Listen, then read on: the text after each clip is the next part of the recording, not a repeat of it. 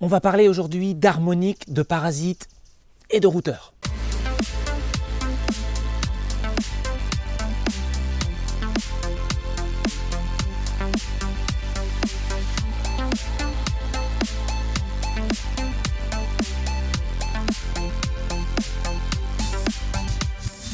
Pour ceux qui ne me connaissent pas, je m'appelle Guillaume Piton, je suis électricien et professionnel de l'autonomie électrique. Pendant 10 ans, j'ai étudié la physique et l'électricité et j'ai obtenu mes diplômes afin d'exercer ma passion avec le plus de connaissances possible. Après 2 ans à enseigner l'électrotechnique en lycée professionnel, j'ai choisi le monde de l'entreprise afin de développer mes générateurs à énergie renouvelable. Pendant 16 ans, j'ai alimenté plus de 150 événements, réalisé une dizaine de maisons complètes, électricité, plomberie, chauffe-eau solaire, chauffage bois, pompe à chaleur, panneaux solaires, mais aussi réalisé plus d'une centaine d'installations autonomes, véhicules, maisons, exploitations agricoles, avec des panneaux solaires, des éoliennes, des turbines et des groupes électrogènes. Parallèlement à cela, je vis et je travaille en totale autonomie, sans le réseau, depuis 2011. Aujourd'hui, vous pouvez découvrir mes chantiers et mes expériences sur cette chaîne YouTube. Alors bienvenue et merci de me suivre. Nous allons commencer par les harmoniques. Je ne vais pas vous faire un cours magistral, je vous renverrai vers des vidéos plus complexes. Je vais essayer de rester relativement simple. Je ne vais pas rentrer dans tous les détails, mais je vais vous montrer des mesures, il n'y a aucun problème. Moi, ce que j'utilise comme source, ce sont mes propres appareils de mesure. Les études que j'ai faites et le dossier que j'ai fait dans le passé, il y a à peu près une vingtaine d'années.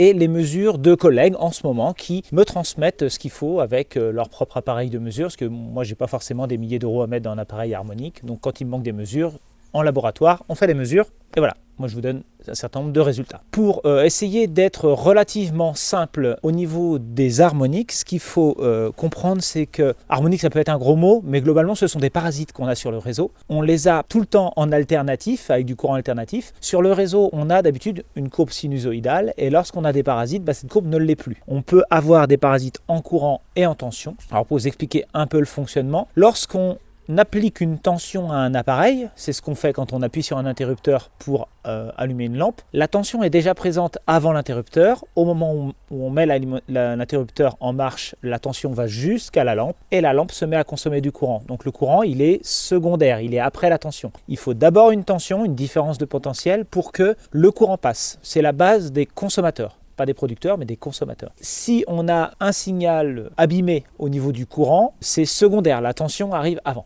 D'accord ? Lorsqu'on a un courant qui passe dans un appareil, en fonction de sa puissance, en fonction des caractéristiques du réseau, la section de câble, la longueur et d'autres informations, on peut avoir des chutes de tension. On connaît bien ça au niveau des sections de câble. Quand on alimente la maison, on nous impose des sections de câble en fonction de la puissance qu'on va avoir sur notre abonnement EDF. Plus c'est faible, en tout cas si vous alimentez tout avec une seule rallonge, la rallonge va chauffer, va perdre de la chaleur et la tension va chuter. Vous allez donc avoir une chute de tension. Eh bien, dans le cadre des harmoniques et des parasites, c'est exactement la même chose. On va constater des chutes de tension. Donc ça va être important à comprendre par la suite. Sur le réseau, on a globalement 2 grands types de consommateurs.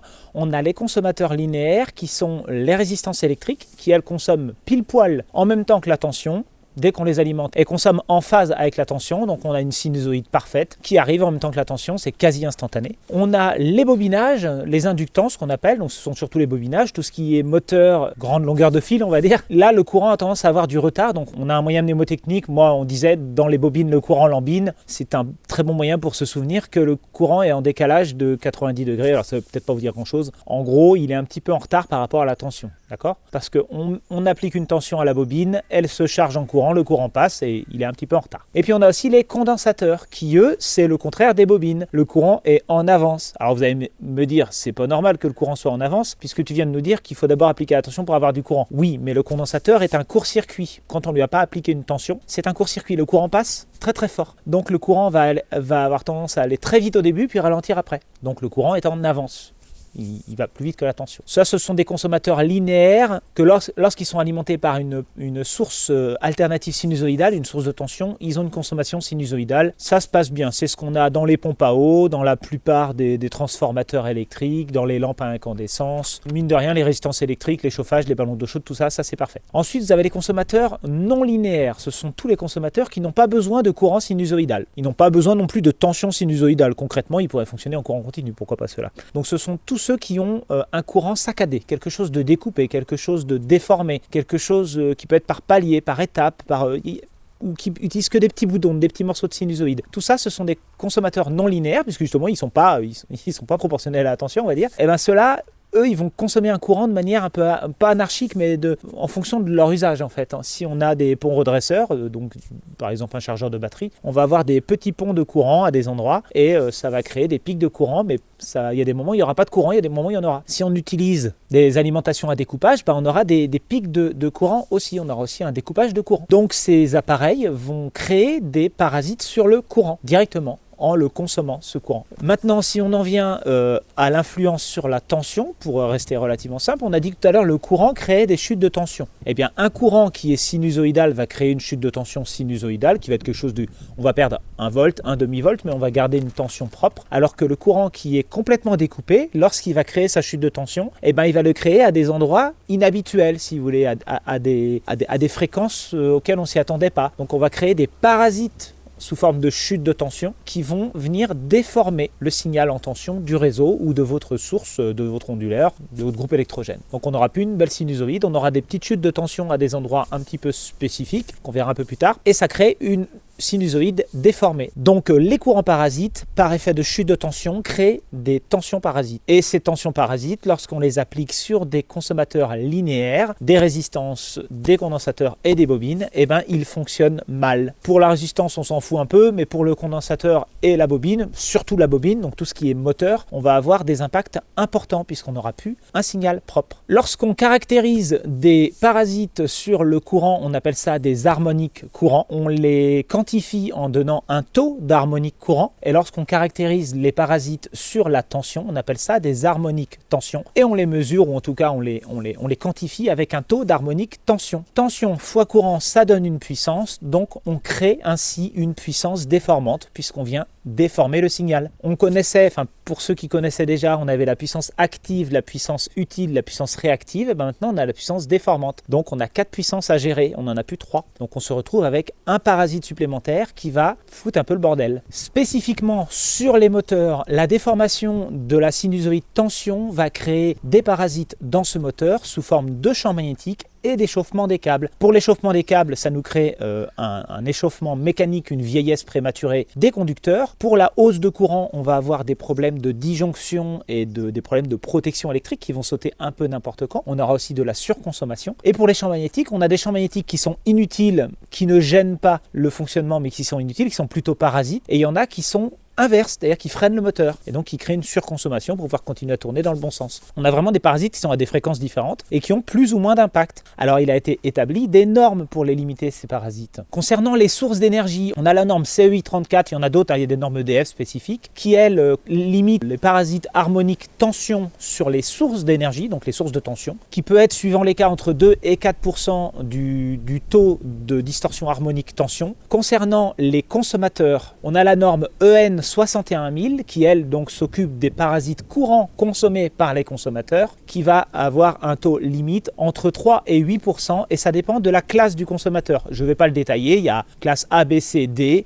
On va définir dans ces classes des catégories d'appareils, des moteurs, de l'électroportatif, des lampes de moins de 25 watts, de plus de 25 watts, des équipements électroniques avec des redresseurs de plus de 600 watts ou de moins de 600 watts, des équipements industriels, des équipements triphasés. Il y a des tableaux pour ça. Je peux vous en afficher un ou deux, mais c'est assez complexe. Je ne vais pas vous embêter avec ça. Et donc, on impose de ne pas avoir trop d'harmonique sur ces appareils pour qu'ils puissent être aux normes. Et d'une manière générale, les normes qui encadrent tout ça, c'est ce qu'on appelle ça les normes de la CEM, de la compatibilité électromagnétique. Donc, on englobe les harmoniques et l'électromagnétique. Pourquoi ? Parce que les harmoniques participent à la création de champs électromagnétiques, que ce soit dans les moteurs ou dans le parasitage ambiant, les champs magnétiques qu'on a à distance, des câbles électriques et des appareils. Il y a des appareils qui parasitent plus que d'autres. Donc ça rentre dans une grande catégorie compatibilité électromagnétique. Les autres effets néfastes qu'on peut avoir avec les harmoniques, parce qu'il n'existe pas réellement d'effets positifs des harmoniques, à part le fait de pouvoir alimenter un appareil spécifique grâce à ces harmoniques. On a notamment, à cause de la chute de tension, le décrochage des onduleurs réseau, tous les onduleurs solaires qu'on a sur le réseau. C'est un phénomène qui arrive depuis peu, il y a des études dessus qui définissent des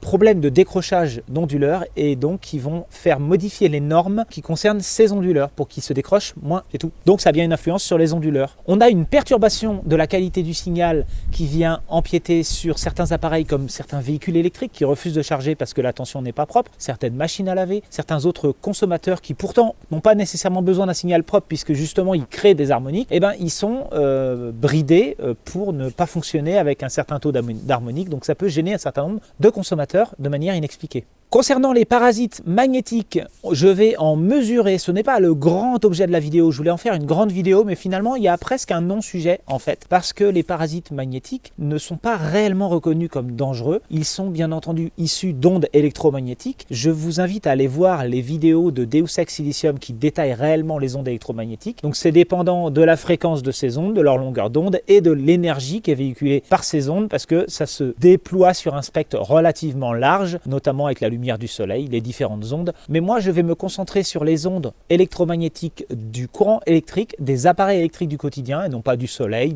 pas de la radioactivité. Je vais vraiment me concentrer là-dessus. Et pour ça, on m'a offert, il y a un des abonnés qui m'a offert un petit appareil qui est pas très cher, qui permet de mesurer le champ magnétique. Il n'est pas méga fiable, alors il est peut-être pas adapté à toutes les mesures, si ce n'est qu'il me permet de mesurer le champ magnétique tension, c'est-à-dire la force électromagnétique qu'exerce la tension dans les câbles et dans les appareils en l'absence de courant, juste la présence tension, et le champ magnétique en micro-Tesla, qui est plutôt une mesure du champ magnétique de la force de l'électricité. Lorsqu'on utilise l'électricité, lorsqu'il y a du courant, on a un champ magnétique qui est un peu plus fort, comme ça que je l'expliquerai, et donc on le mesure en micro-Tesla. Alors il existe une agence nationale en France, je ne me souviens plus du nom, mais je vais le marquer là, qui régit un petit peu toute cette partie normative de l'électromagnétisme, si vous voulez, qui a établi des seuils qui sont, je crois, de 30 volts par mètre au niveau du champ tension et de 0,2 à 0,4 micro-Tesla pour les parasites de courant. Il a été bien entendu défini qu'en fonction des parasites, par exemple tout ce qui est micro-ondes, tout ce qui est ionisant, eh ben on a une brûlure des cellules, on a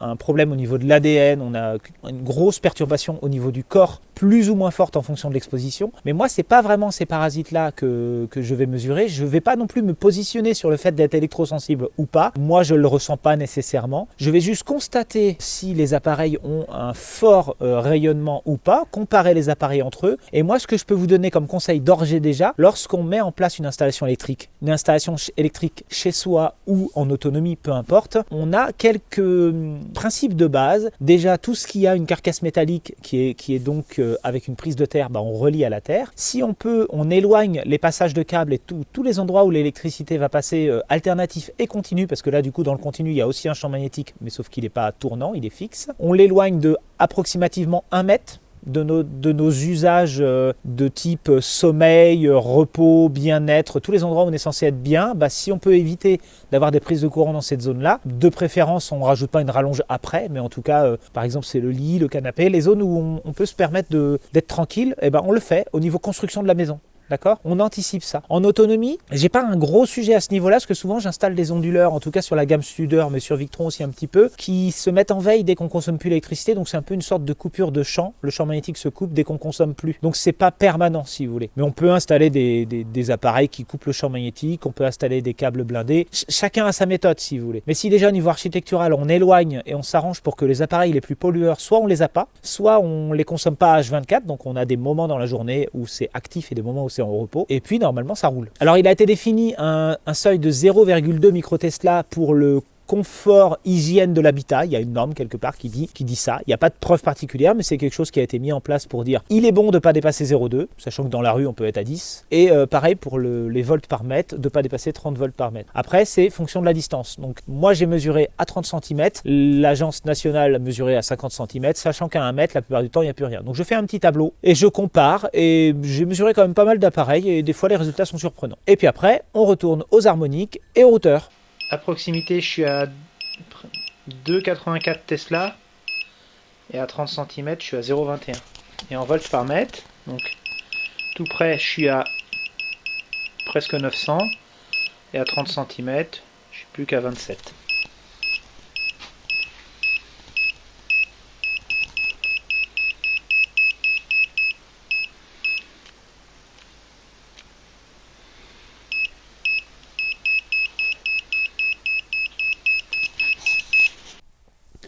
Bon, le tableau de mesure que j'ai fait, alors même si on pourrait mettre en doute un petit peu la qualité de l'appareil, je trouve que c'est plutôt représentatif parce que les mesures à 0 cm, j'en ai pas vu beaucoup sur des tableaux sur internet. J'ai mis d'abord les plus faibles valeurs que j'ai trouvées. Donc moi j'ai des interrupteurs sans fil avec des petites piles boutons, j'ai rien eu du tout. Le frigo, une fois qu'il est fermé, j'ai rien eu du tout. En même temps il était éteint, il n'y avait pas de lumière. Le extender, mon onduleur Studer en veille, il n'est pas vraiment éteint, il est en veille, donc il fait des petits pics. Il est quasiment à zéro. Il y a une petite activité en micro Tesla à chaque petit pic. L'alimentation de mon ordinateur portable, c'est un Lenovo en 60 watts. Très proche, il y a eu très peu de perturbations, et en fonctionnement, on est dans la limite. Donc c'est une alimentation, elle dispose de son fil de terre qui est bien géré. Les réveils à piles, alors les piles produisent un petit champ magnétique fixe, donc j'ai pu le mesurer à 6 volts par mètre, et puis rien sur le reste, parce que il ne se passe pas grand chose sur un réveil à piles. Le lecteur DVD, donc vraiment le lecteur, pas son alimentation, c'était vraiment faible en termes de tension de volts par mètre, mais par contre, les micro Tesla, ils étaient à 2,13 à 0 cm, mais plus rien après, donc faut pas dormir sur un lecteur DVD, quoi. Le piezo de la plaque de gaz, le petit tic-tic-tic, au moment où il se met en marche, il est effectivement 12 volts par mètre. C'est pas grand-chose, et le reste, il n'y a rien du tout. Le téléphone portable, alors je dirais que celui-ci, c'est un peu un sujet controversé. Alors, j'ai eu 20 volts par mètre en veille et 58 en marche, et à 30 cm, j'ai plus rien mesuré, même pendant l'appel. Après, en fonctionnement, micro Tesla, effectivement, on dépasse les 0,2. Je ne pense pas avoir le bon appareil avec les bonnes fréquences pour mesurer ce type d'onde. Pour ma résistance de chauffe-eau en 90 volts, donc j'avais 46 volts par mètre, et 6 micro Tesla en fonctionnement. L'alimentation de mon vidéoprojecteur 30 watts, c'est un vidéo LED que j'ai, produisait 50 volts par mètre. C'est plus que mon alim d'ordinateur portable, avec 4,5 micro Tesla quand même. Donc c'est pareil, c'est pas le genre de choses qu'on met sous son oreiller. Les prises USB 12 vers 5 volts, donc elles partent du 12 vers le 5 volts, j'ai eu 50 volts par mètre et j'ai rien eu d'autre autrement. La télécommande RCC02 Studer, j'ai 70 volts par mètre, donc il y a bien une carte électronique à l'intérieur qui est alimentée en 48 volts. Et un petit 0,38 micro Tesla, pareil, dès qu'on est à 30 cm. En fait, jusqu'à présent, déjà à 1 mètre, j'ai quasiment plus rien. 30 cm, j'ai pas grand chose sur la plupart des appareils. Les lampes 12 volts, je pensais que j'en aurais pas beaucoup, mais j'ai plus de parasites qu'avec la RCC02. C'est souvent aux alentours de 100 volts par mètre. Quasiment rien à 30 cm et 1 mètre. Et les micro Tesla, ils sont en fonction de la puissance de la lampe, en fait. Et c'est la petite alimentation à découpage interne qui fait du parasite. Et c'est pas toujours des lampes super. Le MPPT SRNE à vide, il est à 100 volts par mètre aussi. Il parasite encore à 30 cm à 18 volts par mètre. Et il a une petite activité en micro Tesla, mais qui à mon avis évolue avec la puissance solaire. Là, c'était le soir. J'ai une autre LED 12 volts à 110 volts par mètre, parce que je les ai mis en mode progressif. Le boîtier de récepteur sans fil qui va avec mes interrupteurs sans fil 12 volts, lui, il fait 130 volts par mètre quand on le touche, et il fait plus rien après. Même en fonctionnement, au niveau des parasites, j'ai pas pu mesurer, mais c'est pareil, ça doit être des gigahertz ou des mégahertz que je ne suis pas capable de mesurer. L'abaisseur de tension 4812 Victron, il est à 143 volts par mètre, et dès qu'on est à 30 cm, il est plus qu'à 22. Et par contre, il a 1,83 micro Tesla quand on est tout proche, et puis il baisse vachement à 30. Donc il faut être à plus de 30 cm de ces abaisseurs de tension, quoi. La cafetière, c'est l'équivalent, c'est une résistance électrique en 230 volts, donc pas de surprise, j'ai une tension assez élevée à proximité, et quand même j'ai 8,5 micro Tesla, c'est la production électrique, le champ magnétique de la résistance électrique, et dès qu'on s'éloigne de 30 cm, on n'a presque plus rien. Mon extender en marche, je suis entre 160 et 200. Il produit du 230 volts, donc c'est normal qu'il ait des parasites. Il les envoie dans la résistance électrique de la cafetière, donc de toute façon, il est produit lui aussi. Et il a par contre 15,4 micro Tesla, c'est normal. Il n'y a rien de suspect avec ça. On voit bien qu'à 1 mètre, il n'y a plus rien. Et le extender à vide, alors il a un petit parasitage un peu supérieur en interne, parce que je pense qu'il fait des impulsions, et un petit 0,25 micro Tesla de parasitage, et puis pareil, à 1 mètre, plus rien. Ma boîte de dérivation en 12 volts, parce que j'ai mon éclairage en 12 volts, a quand même 250 volts par mètre, mais c'est parce que c'est un concentré de câbles en 12, 14, 15 volts, enfin voilà. À 30 cm, il y en a encore 8, et un tout petit 0,06 micro Tesla, en même temps c'est quelques watts qui passent par là. Mes câbles en 48 volts ont quand même le double en termes de volts par mètre, Et pareil en termes de distance. Et puis les micro Tesla, c'est fonction de ce qu'on consomme. Et ce soir-là, je ne consommais pas beaucoup. La rallonge en 230 volts. Alors moi j'ai testé avec 30 watts de conso, c'est-à-dire une lampe de chevet, du réveil, quelque chose de pas trop puissant pour les situations un peu de repos, on va dire. On est quand même à 508 volts par mètre. Donc là, on dépasse les 420. 420, apparemment, c'est à partir de là qu'on commence à cuire. Faut pas tenir ça dans la main en permanence. Mais bon, comme je ne sais pas si ma mesure est parfaite au niveau de l'appareil de mesure, on va dire que c'est toujours du comparatif. À 30 cm, j'ai toujours 110 et à 1 mètre, j'ai toujours 63. Donc on a besoin de plus de 1 mètre pour atténuer le champ de la rallonge. Et puis comme moi, j'avais pas beaucoup de courant qui passait dedans, j'avais presque rien en micro Tesla. L'alimentation de mon téléphone en USB et de ma box ont eu la même mesure, 860 volts par mètre avec 120 volts par mètre encore à 30 cm et puis 11,4 micro Tesla quand même. C'est pas des alimes très luxueuses quand même. Les LED en 230 volts allumés, j'ai une différence entre allumé et éteint, oui. Allumé, 864 volts par mètre, toujours 157 au bout de 30 cm et au bout d'un mètre plus rien. Ça tombe bien, elle est à 1 mètre de ma tête. Et en micro Tesla, c'était une LED 10 watts, j'ai presque rien. C'est pas mesurable.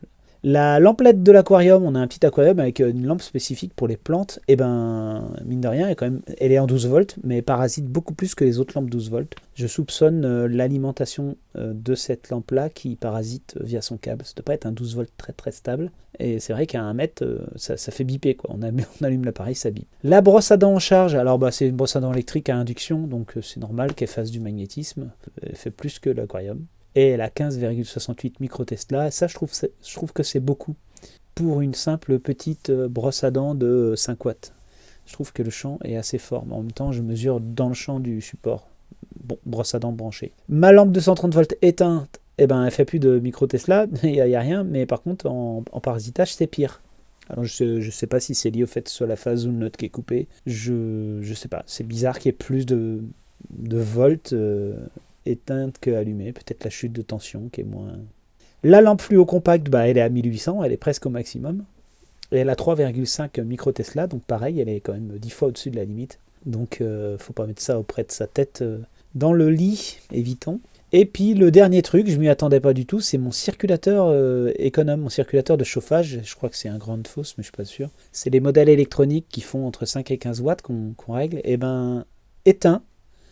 Il parasite, il a bien du courant qui est consommé en permanence par l'appareil, je ne sais pas pourquoi, il est éteint. Donc il y a un des fils qui est dessus, puis l'interrupteur qui le commande, il n'y a qu'un seul des deux fils qui est coupé. Donc est-ce que c'est vraiment lui qui fait le parasitage ou est-ce que c'est la présence tension ? Vu que c'est quand même 2000 volts par mètre, je trouve ça un peu beaucoup. Je ne saurais pas expliquer pourquoi, mais en même temps, on ne dort pas dans la chaufferie. Donc voilà pour mes mesures, c'est relativement court et c'est des appareils que vous n'avez pas l'habitude de voir dans la plupart des mesures de la NFR. Donc voilà, ça peut vous donner quelques appréciations pour savoir si vous pouvez mettre votre onduleur sous votre lit dans votre camion, si vous pouvez dormir à côté de votre lampe LED. Voilà, on passe au sujet suivant. Donc lorsqu'on étudie les harmoniques, on voit que les différents signaux qui sont parasités sont constitués de plusieurs formes sinusoïdales, c'est ce qu'on appelle les séries de Fourier. C'est la somme de plusieurs formes sinusoïdes qui donnent des signaux complexes. Donc là, on voit en vert un signal un peu complexe et en bas, la décomposée de Fourier, en fait, le nombre de fréquences et de signaux qu'il y a à l'intérieur de ce signal. Lorsqu'on décompose ce signal, donc en fait, c'est tout simplement des sommes de tension ou des sommes de courant. Lorsqu'on décompose ce signal, on peut par la suite faire des diagrammes avec des barrettes et puis définir le taux d'harmonique qu'on a à l'intérieur d'un signal donné. C'est pour ça que lorsqu'on fait des mesures avec des appareils un petit peu sophistiqués, on obtient notamment ici pour le gradateur des barres sur la droite, là, des barres qui montent plus ou moins. C'est comme un graphique qui permet de définir le taux d'harmonique dans un système. Par exemple, ici, sur cette mesure qu'on a, on est avec un signal sinusoïdal. On a un écran de multimètre qui nous dit en haut qu'on est en 232 volts,8 en RMS, donc en tension efficace, que le taux d'harmonique est de 2,6%. On voit que le signal est à peine parfait. Pareil pour le courant, on a un courant de 2 ampères efficace avec un taux d'harmonique de 6,3%. Donc c'est ça qu'on va regarder sur l'écran de mesure. Et puis sur l'écran d'après, quand on regarde le décomposé des séries de Fourier, on a les différents harmoniques avec le taux de distorsion harmonique, en l'occurrence ici c'est un taux de courant qui est de 33,9%. La fondamentale c'est le 50 Hz, c'est ce qu'on a sur le réseau, c'est ce qu'on devrait avoir partout. C'est le principal de l'énergie. Donc là, on voit qu'on n'a pas 100% de l'énergie sur ce fondamental. On en a une partie qui est répartie autre part. Et les harmoniques, ce sont tous les autres sur le côté droit. C'est l'ensemble des barrettes et des fréquences. Alors on voit qu'il y a le rang 3, en fait, c'est 3 fois 50 Hz, ça fait 150 Hz. Le rang 5, c'est 5 fois 50 Hz, ça fait 250 Hz, et ainsi de suite. Mais on va parler de rang à chaque fois, ou d'harmonique, de rang 3, de rang 5, de rang 7. C'est une façon de les afficher graphiquement. Donc là, par exemple, le rang 3, on voit qu'il représente 25,1% du courant consommé. Ça fait 0,5 ampères. Et donc, on peut les cibler avec l'appareil de mesure pour voir un petit peu où on en est. Alors j'ai un de mes abonnés qui travaille en lycée technique, là, dans le même genre de lycée où je travaillais avant en tant que professeur, et qui travaille sur une maquette un peu similaire à celle que j'avais. Moi j'avais la maquette Armo CEM, la sienne je ne sais plus exactement comment elle s'appelle, mais c'est le même genre, c'est une maquette normalisée de l'éducation nationale, et on voit sur la gauche qu'on a tout un tas de circuits et d'outils qui nous permettent de faire varier des consommateurs, des lampes et ainsi de suite, qui sont déjà sur la maquette. On a en haut un des résultats qu'on a en termes de diagramme pour mesurer les harmoniques. En bas, au milieu en bas, c'est un filtre qui permet de filtrer les parasites. Et à droite, c'est l'appareil de mesure. Et suite à ces différentes mesures qu'il m'a envoyées par rapport au routeur, au gradateur et aux différents tests, je vais pouvoir vous présenter un petit peu les résultats que lui a eu avec un appareil un peu plus sophistiqué que celui que j'ai. Mais ça recoupe bien ce que j'avais fait il y a une vingtaine d'années et ce que j'ai fait aussi en atelier avec mon petit appareil qui mesure les harmoniques aussi, mais c'est pas graphique, quoi, c'est pas très joli. Donc là, ce qu'on voit, c'est qu'il a pu mesurer des chutes de tension aussi lorsqu'il a utilisé le gradateur et une forme de courant assez dégradée. On va en reparler un petit peu plus loin en fonction du type de courant.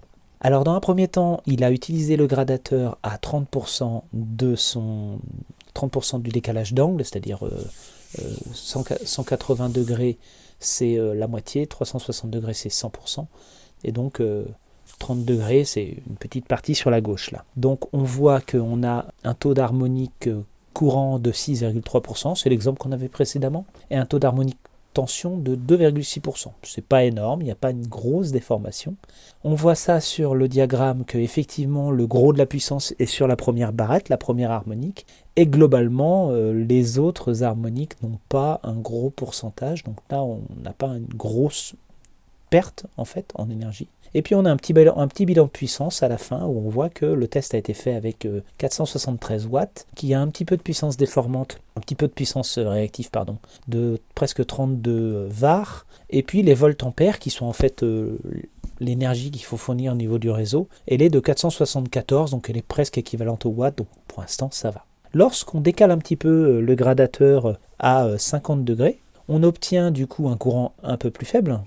C'est ça, on est passé à 1,9 ampères. Le taux d'harmonique est passé à 34%. On le voit sur le diagramme, on commence à avoir une quantité d'harmonique représentative en 3, en 5, en 7, avec bien sûr les puissances qui s'en ressentent aussi, puisqu'on a de l'énergie réactive, on a 164 var, qui fait que l'énergie en voltampères en bas est supérieure au watt. Donc on a un peu de perte, c'est encore acceptable. Lorsqu'on passe à un déphasage de 90 degrés, vous voyez, quand on est un peu au milieu de la demi-période, on se retrouve avec des harmoniques de 67,3%. Répartis sur le graphique, on voit bien sûr qu'on n'a pas 100% sur le fondamental et on a l'harmonique de rang 3 qui est majeure, disons. Chaque harmonique peut être mesurée différemment et à la fin on a un bilan des puissances qui est un peu défavorable puisqu'on a à peu près on a mis moins de watts puisque précisément on a baissé la puissance avec le gradateur, donc on a moins de watts en sortie, mais on a quand même beaucoup de voltampères réactifs et à la fin des voltampères à la source qui sont assez conséquents. Ça colle tout à fait avec ce que j'ai fait il y a une vingtaine d'années dans les exercices pour mes élèves où on avait le même genre de distorsion. Ici on a 62,6%.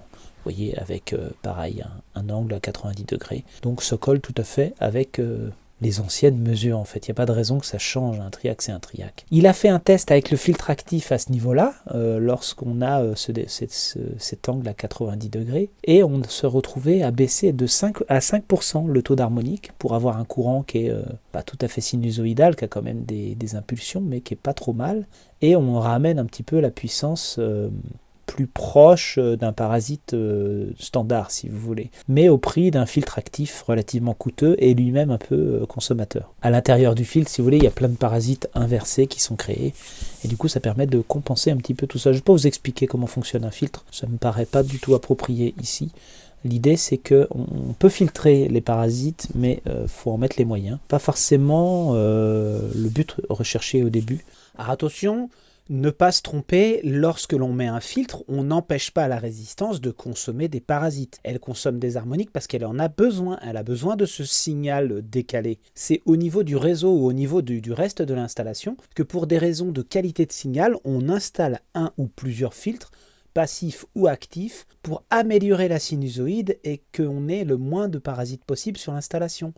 Par contre, dans le cas présent, le fait d'ajouter un filtre, ça consomme de l'énergie. On aurait presque tendance à consommer de l'énergie qu'on vient d'enlever de la résistance. Donc en fait, c'est comme si on n'avait rien fait.